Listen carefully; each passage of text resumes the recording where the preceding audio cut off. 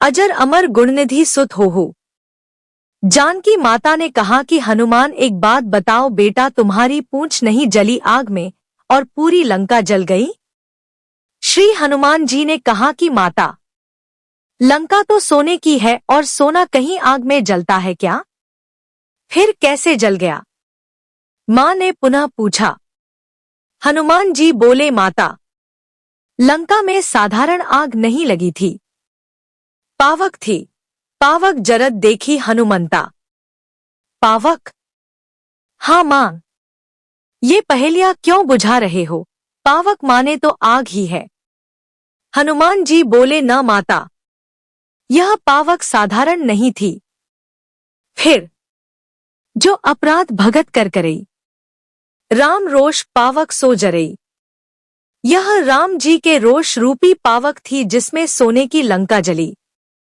तब जानकी माता बोली, बेटा, आग तो अपना पराया नहीं देखती, फिर यह तो बताओ, यह तुम्हारी पूंछ कैसे बच गई?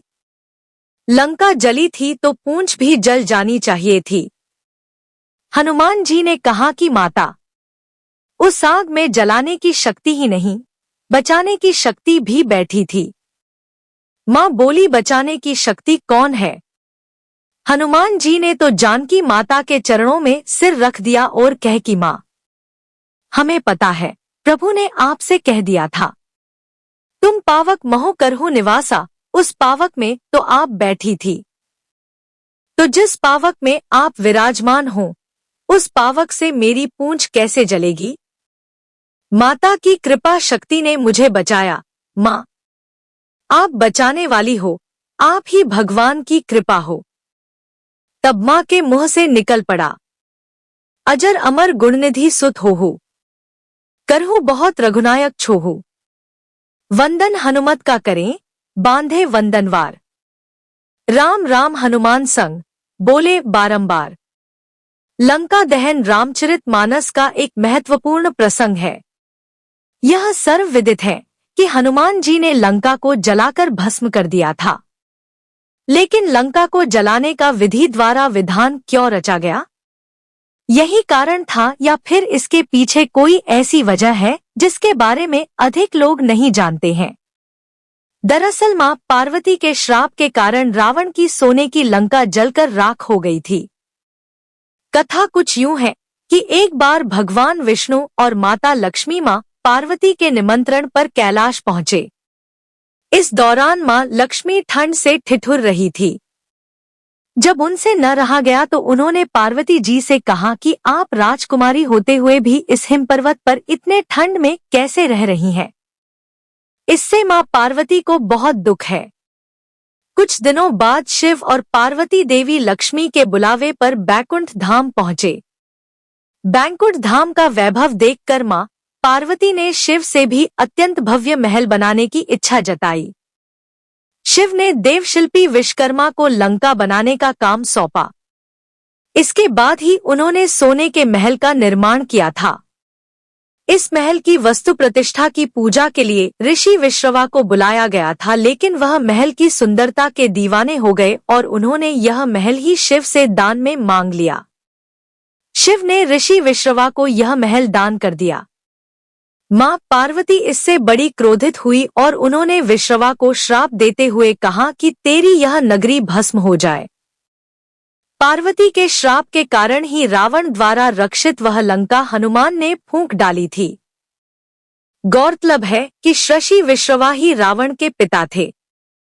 जब हनुमान जी लंकेश रावण की लंका को जला रहे थे तब एक बहुत ही विस्मयकारी घटना हुई। लंका में आग लगती और लंका को बिना हानि पहुंचाए अदृश्य हो जाती थी। तब महावीर हनुमान जी चिंतित हो उठे कि क्या रावण द्वारा अर्जित पुण्य इतने प्रबल है अथवा मेरी भक्ति में ही किसी प्रकार की कमी है। जब श्री हनुमान जी ने अपने आराध्य प्रभु श्री राम का सुमिरन किया तब भगवान श्री राम की कृपा से ज्ञात हुआ कि हे हनुमान, जिस लंका को तुम जला रहे हो वह माया रचित है, प्रतिबिंब है।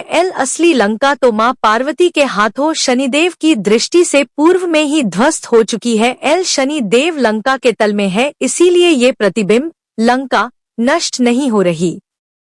तब हनुमान जी महाराज ने जाकर शनिदेव को रावण की कैद से मुक्त कराते हैं। शनिदेव के बाहर आते ही ज्यों ही उनकी दृष्टि उस बिंब लंका पर पड़ी वह धू धू कर जलने लगी, क्योंकि मां पार्वती के मन में लंका को स्वयं ध्वस्त करने का दुहक था। उसी के फलस्वरूप मां पार्वती ने अपने मन का बिंब रावण को दिया था, प्राप्त हुआ था।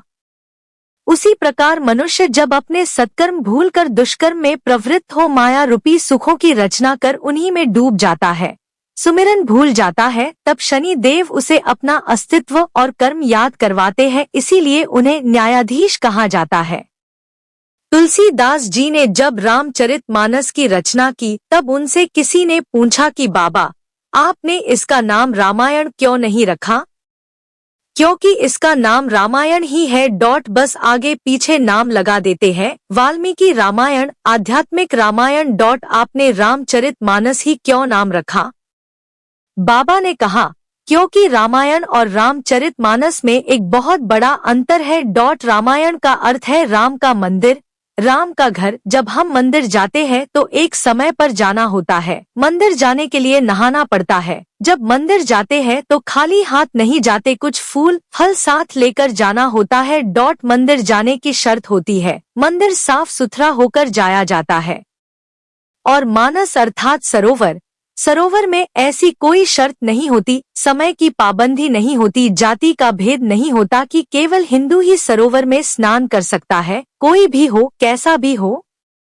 और व्यक्ति जब मैला होता है, गंदा होता है, तभी सरोवर में स्नान करने जाता है। माँ की गोद में कभी भी कैसे भी बैठा जा सकता है। रामचरितमानस की चौपाइयों में ऐसी क्षमता है कि इन चौपाइयों के जप से ही मनुष्य बड़े से बड़े संकट में भी मुक्त हो जाता है। इन मंत्रों का जीवन में प्रयोग अवश्य करे, प्रभु श्री राम आपके जीवन को सुखमय बना देंगे। एक, रक्षा के लिए। माम्भिरक्षक रघुकुल नायक, घृतवर चाप रुचिर करसायक। 2, विपत्ति दूर करने के लिए। राजीव नयन धरे धनु सायक, भक्त विपत्ति भंजन सुखदायक। 3, सहायता के लिए। मोरे हित हरि सम नहीं को, एही अवसर सहाय सोई हो। 4, सब काम बनाने के लिए। वंदो बाल रूप सोई रामू, सब सिद्धि सुलभ जपत जोही नामू। 5, वश में करने के लिए। सुमिर पवन सुत पावन नामू, अपने वश कर राखे राम। 6, संकट से बचने के लिए। दीन दयालु विरत संभारी, हरहु नाथ मम संकट भारी। 7, विघ्न विनाश के लिए। सकल विघ्न व्यापी नहीं तेही, राम सुकृपा बिलोखी जही। 8, रोग विनाश के लिए। राम कृपा नाशही सब रोगा, जो यही भांति बनी संयोगा। 9, ज्वार ताप दूर करने के लिए। दैहिक दैविक भौतिक तापा, राम राज्य नहीं काहू ही व्यापा। 10, दुख नाश के लिए। राम भक्ति मणि उस बस जाके, दुख लवलेस न सपने हो ताके। 11, खोई चीज पाने के लिए। गई बहोरी गरीब नेवाजू, सरल सबल साहिब रघुराजू। 12, अनुराग बढ़ाने के लिए। सीता राम चरण रत मोरे, अनुदिन बने अनुग्रह तोरे। 13, घर में सुख लाने के लिए। जय सकाम नर सुनहि जय गावही, सुख संपत्ति नाना विधि पावही। 14, सुधार करने के लिए।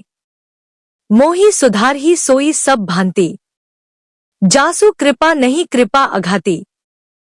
15, विद्या पाने के लिए। गुरु गृह पढ़न गए रघुराई, अल्पकाल विधा सब आई। 16, सरस्वती निवास के लिए। जेही पर कृपा करही जन जानी, कवि उर अजर नचावही बानी। 17, निर्मल बुद्धि के लिए।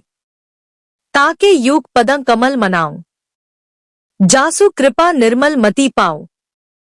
18, मोह नाश के लिए। होई विवेक मोह भ्रम भागा, तब रघुनाथ चरण अनुरागा। 19, प्रेम बढ़ाने के लिए। सब नर करहिम परस्पर प्रीति, चलत स्वधर्म कीरत श्रुति रीति। 20 प्रीति बढ़ाने के लिए। बैर न कर का संकोई, जासन बैर प्रीति कर सोई। 21 सुख प्राप्ति के लिए। अनुजन संयुत भोजन करही, देखी सकल जन्नी सुख भरही। 22 भाई का प्रेम पाने के लिए। सेवा ही सानुकूल सब भाई, राम चरण रति अति अधिकाई। 23 बैर दूर करने के लिए। बैर न कर काहू सन कोई, राम प्रताप विषमता खोई। 24 मेल कराने के लिए। गरल सुधा रिपु करही मिलाई, गोपद सिंधु अनल सितलाई। 25 शत्रु नाश के लिए। जाके सुमिरन ते रिपु नासा, नाम शत्रुघ्न वेद प्रकाशा। 26 रोजगार पाने के लिए। विश्व भरण पोषण करी जोई, ताकर नाम भरत अस होई। 27 इच्छा पूरी करने के लिए। राम सदा सेवक रुचि राखी, वेद पुराण साधु सुर साखी। 28 पाप विनाश के लिए। पापी जाकर नाम सुमिरही, अति अपार भव भवसागर तरही। 29 अल्प मृत्यु न होने के लिए। अल्प मृत्यु नहीं कब्जिहू पीरा, सब सुंदर सब निरूज शरीरा। 30 दरिद्रता दूर के लिए। नहीं दरिद्र को दुहखी न दीना, नहीं को अबुध न लक्षणहीना। 31 प्रभु दर्शन पाने के लिए। अतिशय प्रीति देख रघुवीरा, प्रगटे हृदय हरण भव पीरा। 32 शोक दूर करने के लिए। नयन बंत रघुप्त ही बिलोकी, आए जन्म फल होहिंग विशोकी। 33 क्षमा मांगने के लिए। अनुचित बहुत कहूँ अज्ञाता, क्षमो क्षमा मंदिर दो भ्राता। इसलिए जो शुद्ध हो चुके हैं वे रामायण में चले जाएं और जो शुद्ध होना चाहते हैं वे रामचरितमानस में आ जाए। राम कथा जीवन के दोष मिटाती है। रामचरितमानस हिनामा, सुनत श्रवण पाए विश्रामा। रामचरितमानस तुलसीदास जी ने जब किताब पर ये शब्द लिखे तो आड़े हॉरिजॉन्टल में रामचरितमानस ऐसा नहीं लिखा, खड़े में लिखा वर्टिकल। राम चरित मानस। किसी ने गोस्वामी जी से पूछा आपने खड़े में क्यों लिखा, तो गोस्वामी जी कहते हैं रामचरितमानस राम दर्शन की, राम मिलन की सीढ़ी है। जिस प्रकार हम घर में कलर कराते हैं तो एक लकड़ी की सीढ़ी लगाते हैं, जिसे हमारे यहाँ नसेनी कहते हैं, जिसमें डंडे लगे होते हैं। गोस्वामी जी कहते हैं रामचरितमानस भी राम मिलन की सीढ़ी है, जिसके प्रथम डंडे पर पैर रखते ही श्री रामचंद्र जी के दर्शन होने लगते हैं। अर्थात यदि कोई बाल कांड ही पढ़ ले तो उसे राम जी का दर्शन हो जाएगा।